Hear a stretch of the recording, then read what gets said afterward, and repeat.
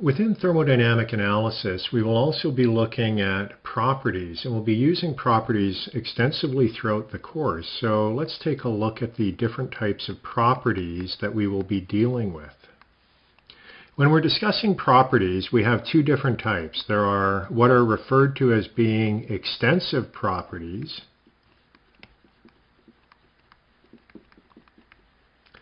and these are essentially properties that are dependent upon the mass or the size of the system.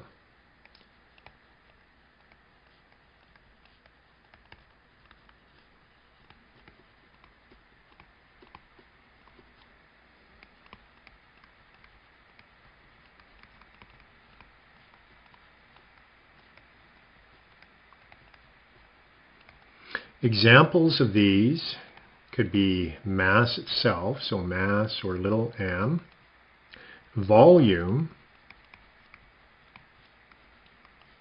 or total energy.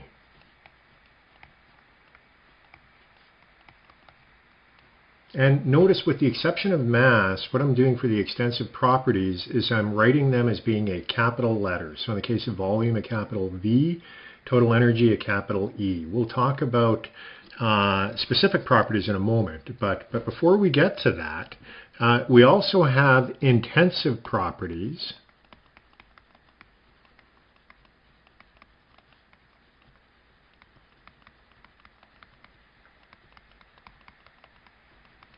And these are properties that do not depend upon the size of the system.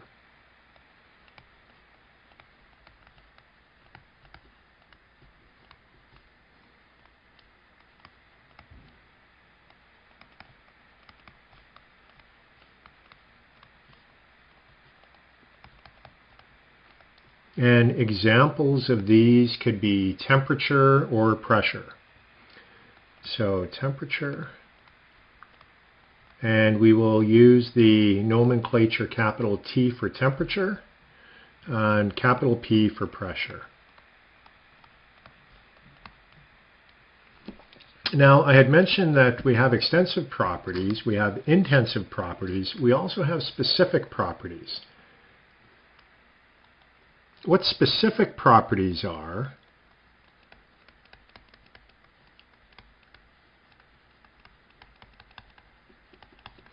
is they are basically just extensive properties per unit mass.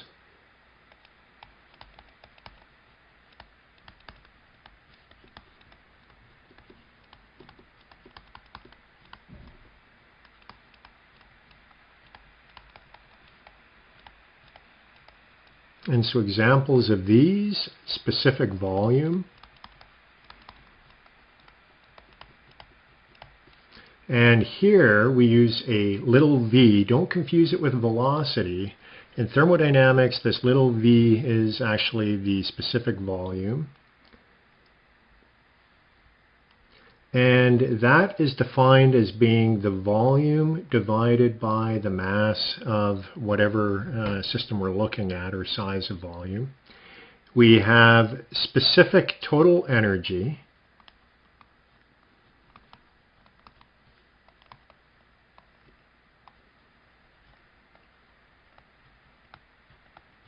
And here, that is little e, which is the total energy expressed as a capital E divided by mass. And a final example is specific internal energy.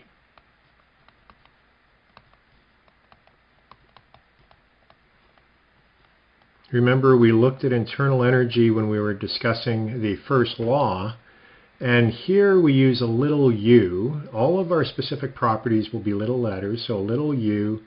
And then the extensive property would be capital U for internal energy divided by the mass. And so those are specific properties that we will be using for a lot of our analysis.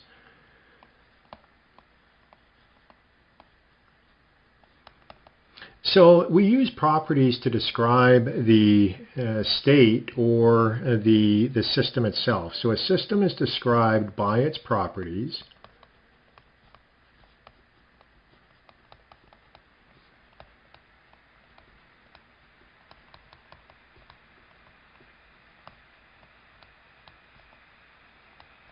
Another thing we can say is that these are macroscopic values that are assigned without knowledge of the history of the system.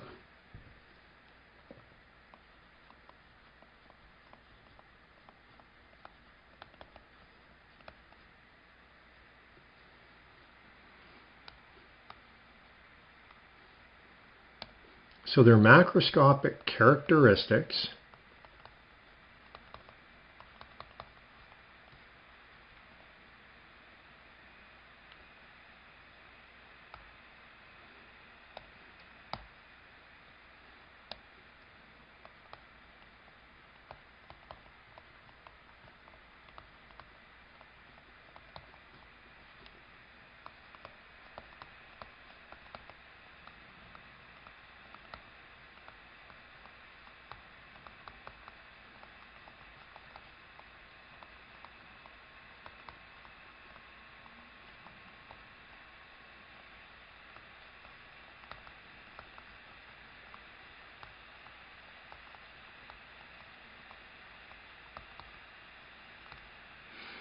So properties are assigned and we use them to describe the state of the system, which we will talk about in a little more detail in a few moments.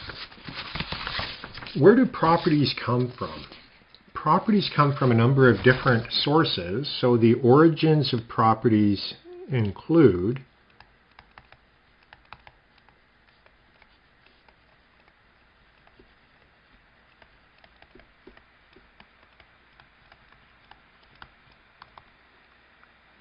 we can have properties that we directly measure. Examples of these could be pressure and temperature. You have a pressure transducer, you have a thermometer.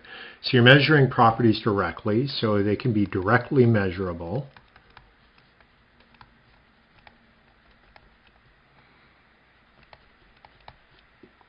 A second place where we can get properties is they can be defined by the laws of thermodynamics. An example of that is entropy,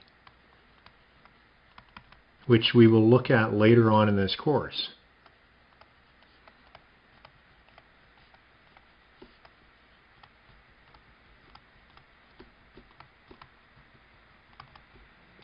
Or they can be defined by mathematical combinations of other properties. And an example of that is enthalpy, which consists of internal energy plus pressure times the specific volume. But we will look at that later.